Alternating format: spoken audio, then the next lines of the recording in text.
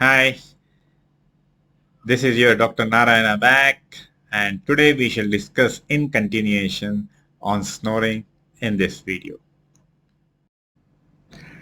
If you remember, in our last video, for better comprehensive understanding, we divided snoring into pediatric snoring and adult snoring.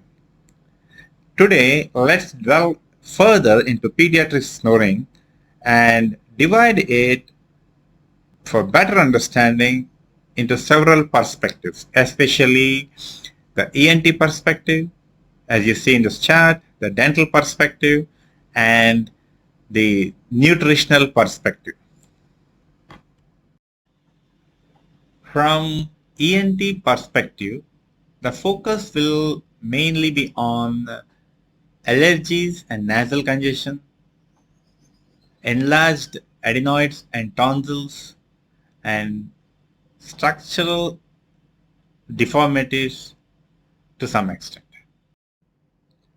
Enlarged adenoids and tonsils are the common causes for pediatric snoring. As you see in my sketch, these soft tissues in the back of the throat can get enlarged due to recurrent infections or inflammation obstructing the airflow during sleep.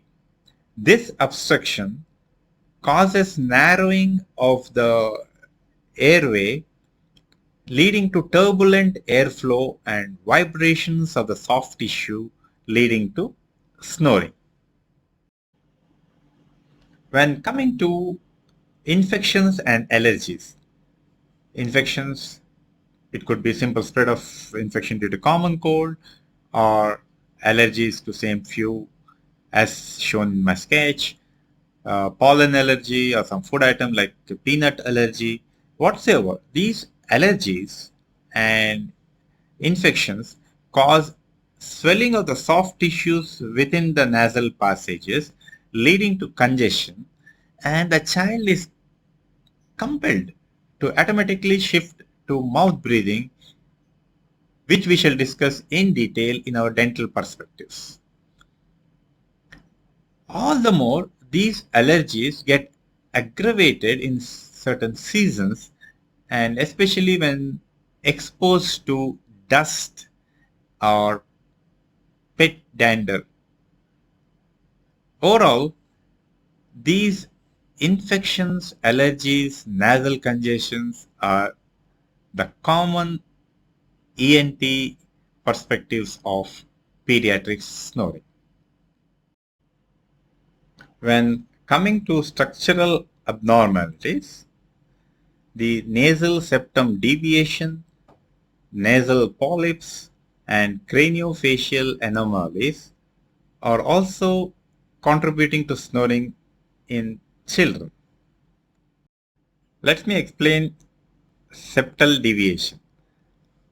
To simplify, it's just a condition where the thin wall between the two nostrils is either displaced or deviated to one side.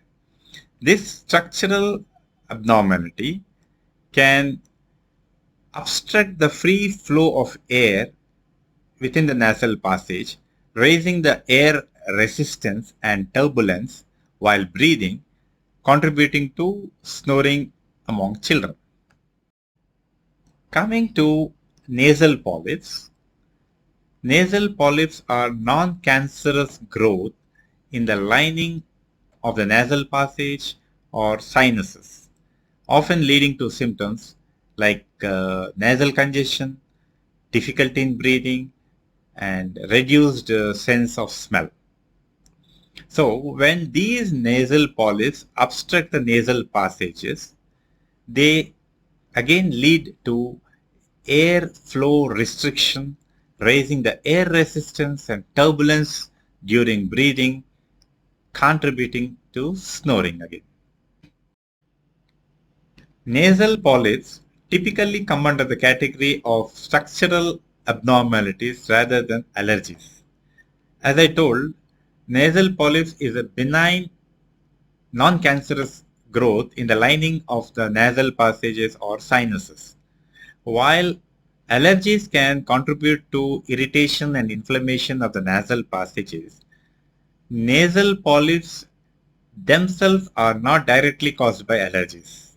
Rather, they are more closely associated with conditions such as chronic rhinosinusitis, asthma, cystic fibrosis, aspirin sensitivity, and in certain immune disorders.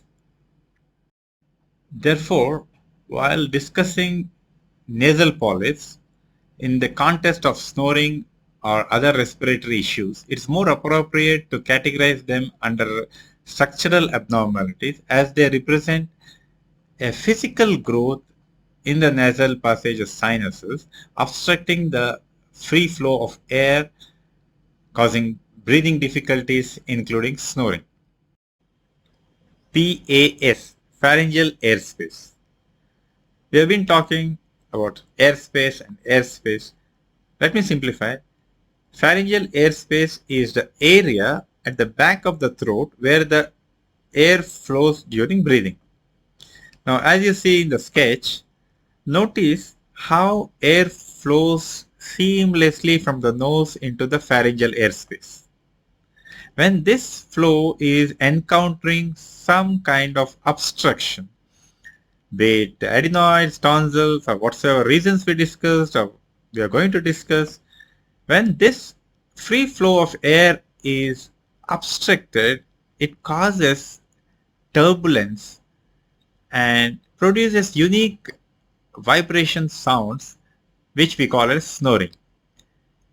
So understanding this process underscores the importance of addressing airway obstruction at the earliest to restore optimal breathing and silencing the snoring. With this brief description on ENT aspects of pediatric snoring, I would like to emphasize whether you are personally affected by snoring or trying to seek support for someone you love, our mission is to provide valuable information in a simplified manner so that you can take appropriate timely action, and to assure you that snoring can be and should be addressed at the earliest. We shall discuss the elaborate section on dental aspects of snoring in our next video. Until then, stay tuned for our next content. Signing off, your Dr. Narayana.